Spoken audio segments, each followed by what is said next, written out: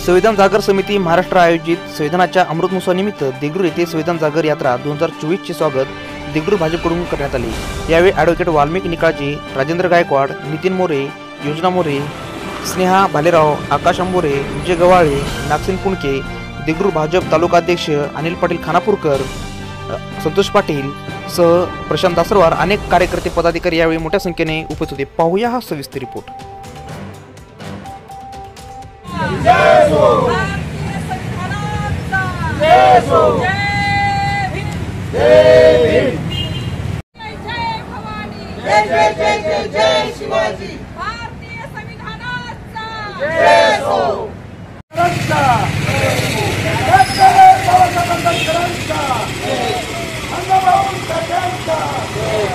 जगज्योती महात्मा बसवेश्वर महाराज की जय।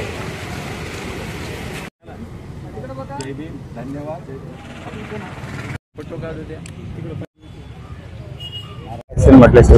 नमस्कार, मी विनय कांबळे। आपण पाहता रिपब्लिकन 24 न्यूज आवाज तुमचा बातमीचा। आता मी सुद्धा देगलूर मध्ये आहे आणि देगलूर मध्ये संविधान जागर समितीचा कार्यक्रम आयोजित केलेला। आपल्यासोबत ते काही मंडळी आलेले आहेत, ते कुठून आले आहेत काय सांगाल सर? काय वाटतं, तुम्ही कुठून आलात, काय सांगाल या जागर समितीचा काय विषय आहे संविधानाचा?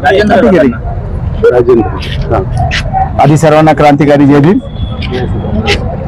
संविधान जागर यात्रा ही एका विचाराने पछाडलेले लोक एकत्र होऊन संविधानाबद्दल जो गैरसमज पसरवण्यात आलेला आहे मागच्या काही वेळ कारणास्तव, म्हणून आम्ही 8 ऑगस्ट पासनं जी महाड ही बाबासाहेबांनी आम्हाला 14 तळ्याचं पाण्यालाच आग लावली तिथून आम्ही सुरू करतोय। आणि 6 तारखेला म्हणजे पूर्ण 36 जिल्हे फिरून 36 जिल्ह्यात जो संविधानाबद्दल वाईट प्रचार चालू आहे किंवा वाईट प्रचार सांगितलं जातं, संविधान नेमकं बदलतंय, कसं बदलतं, का बदलतं, आमच्या सोबत संविधानाचे गाडे अभ्यासक आम्ही सोबत घेऊन फिरतोय। कुठलीही चर्चा, कुठलं का संविधान बदलणार नाही, संविधानाचे अतिशय तज्ञ मंडळी आम्ही घेऊन फिरतोय। आणि कुठला प्रश्न तुम्हाला असेल तर जागा तुमची, आम्ही माणसं घेऊन येऊ, अशा प्रकारची ही संविधान यात्रा पूर्ण महाराष्ट्र 36 जिल्हे सर्वच प्रत्येक जिल्ह्यात जाऊन संविधानाचा जागर करतोय। जागर म्हणजे काय, नेमकं संविधान सोप्या भाषेत आमचे वाल्मिकी तात्या निकाळजे जे आहेत त्यांनी संविधान संक्षिप्त याच्यात छोटे 20-22 पानाची एकदम मस्त पुस्तिका लिहिलेली आहे, म्हणजे छोटा मुलगा वाचू शकतो। आणि गृहिणी जी काम संपल्यानंतर 5 मिनिटं मिळतील त्या 5 मिनिटात ती एक पुस्तिका वाचते। असा आमचा हा प्रोग्राम। आणि चैत्यभूमी दादर येथे 6 तारखेला त्याची सांगता होणार आहे। कोणत्या 6 तारखेला? म्हणजे 6 सप्टेंबर। एकूण सर आतापर्यंत किती जिल्हे झालेत आणि ही आता जी यात्रा आलेली आहे पुढे म्हणजे अजून कशा पद्धतीच्या मध्ये कोण कोण सहभागी झालेले आहेत, कोणी मंत्री आहेत का? आमच्याकडे सामाजिक संघटना 250 सामाजिक संघटना आम्हाला जोडलेल्या आहे। आणि सर्व ज्यांना संविधानाबद्दल आदर आहे, ज्यांना संविधान कळतं, ते सर्व आमच्याशी जोडलेले आहेत। आणि हे कोण्या एका जाती धर्माच्या लोक नाही, सर्व जे संविधानाला मानतात, संविधान आपलं कसं आहे किंवा संविधानाचे फायदे काय आहेत, संविधान बदललं तर काय तोटे होतील, संविधान राहिलं तर काय तोटे होतील। बाबासाहेब एकदा बोलले होते, जर हा देश संविधानाने चालला तर नक्कीच महासत्ता होईल। हाच एक विचार घेऊन आम्ही निघालोय। आतापर्यंत आम्ही कोकण, पश्चिम महाराष्ट्र झालेला आहे, आता तुमच्या मराठवाड्यात आहे, आम्ही नागपूरपर्यंत जाणार, नागपूर नंतर आम्ही उत्तर महाराष्ट्र ठाणे वगैरे करत मुंबईला जाणार, चैत्यभूमीला शेवटी जाणार। सर एकूणच आता तुम्ही जे सांगताय की तुमचा हा दौरा चालू झालेला आहे संविधान जागरचा, एकूणच सत्ताधारी पक्षाकडून त्यांचा विरोध केला जातो की एकूण आतापर्यंत जे काय होतं की संविधान बदलणार आहे, ही चर्चा देखील या लोकसभेमध्ये घडून आलेली होती। एकूण कसं बघताय आणि येणाऱ्या जे काही विधानसभा आता महाराष्ट्रामध्ये होत आहेत त्याबद्दल अजूनही लोकांमध्ये संभ्रम निर्माण झालेला आहे की संविधान धोक्यात आहे?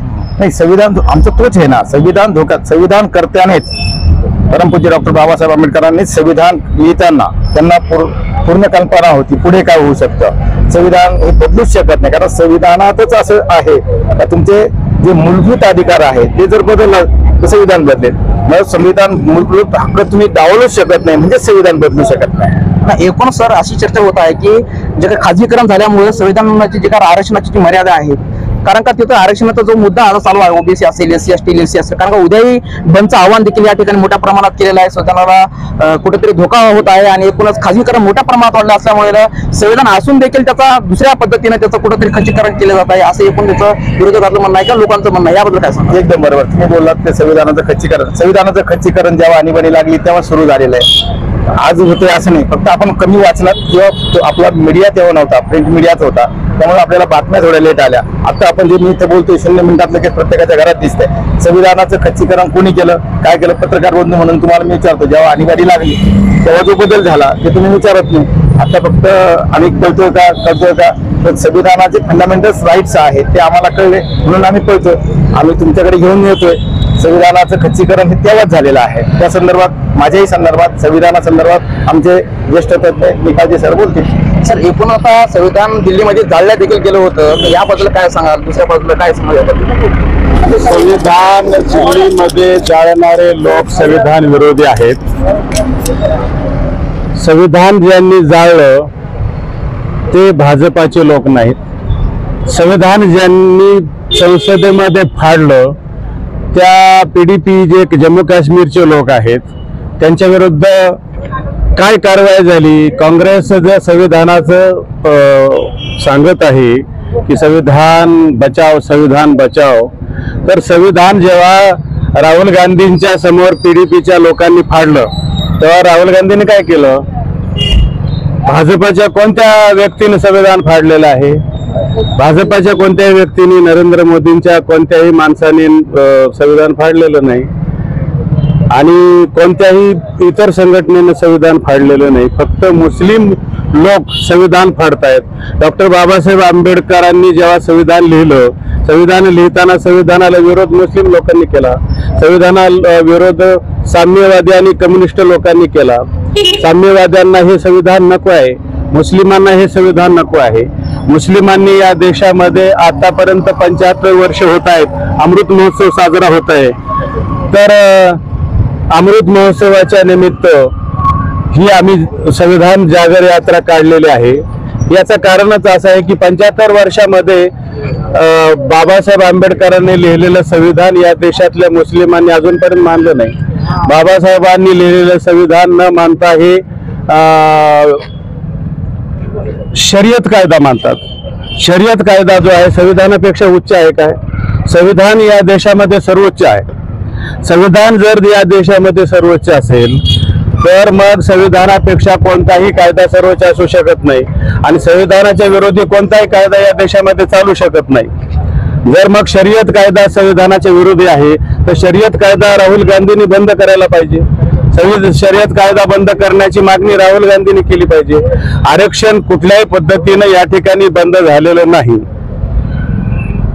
लॅटरल एंट्री सांगितली जाते. लॅटरल एंट्री मध्ये 45च फक्त ज्या जागा आहेत, 45 नोकऱ्या फक्त त्या लॅटरल एंट्री मध्ये भरले जाणार आहेत.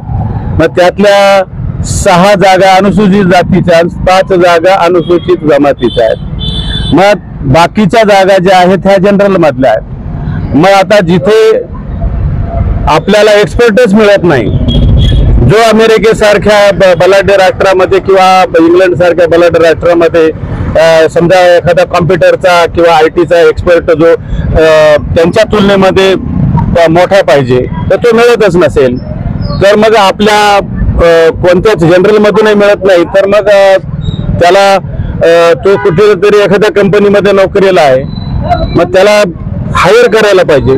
आणि मग जर हायर केलं तर इथे बॉम्बाबॉम्ब करण्याचं काय कारणच नाही. आणि मग इथे लॅटरल एंट्रीमध्ये आरक्षणातून हे काही द्यायचं असं काही नाहीये. लॅटरल एंट्री जी आहे ती आरक्षणामधूनच आपल्याला द्यायची आहे असं नाही. आरक्षण संपत नाही. आरक्षण कोणत्याही पद्धतीनं संपत नाही. सुप्रीम कोर्टाने आरक्षण जरी या ठिकाणी सांगितलं असलं की अबकड करा किंवा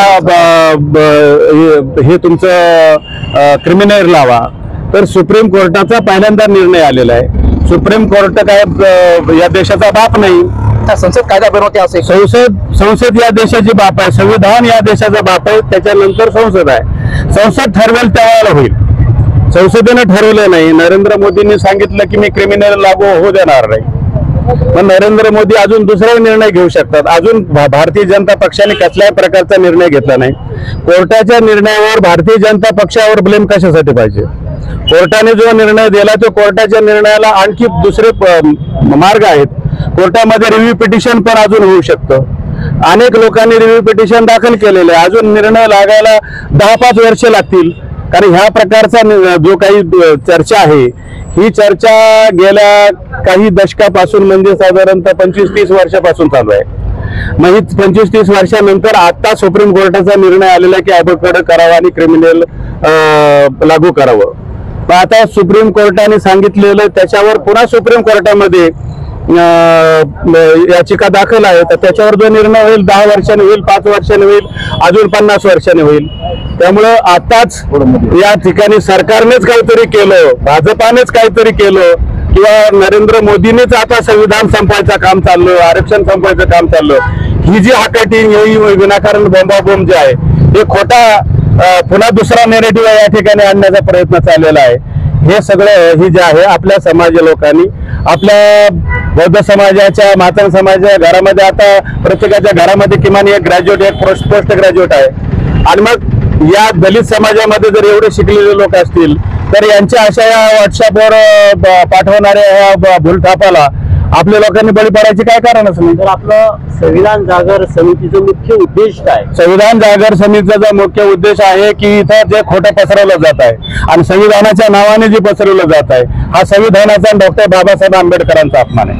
आरक्षण संपणार आहे, हुकुमशाही येणार आहे, मनुस्मृतीचं राज्य 97 सालपूर्वी संपलं. 1950 मध्ये बाबासाहेबांनी घटना दिली तेव्हापासून संविधानाचं राज्य मनुस्मृतीचं राज्य नाही. 97 साली बाबासाहेब आंबेडकरांनी मनुस्मृती जाळली. मग एक हिंदू समाजातला बंडखोर या देशामध्ये डॉक्टर बाबासाहेब आंबेडकर निर्माण झाला.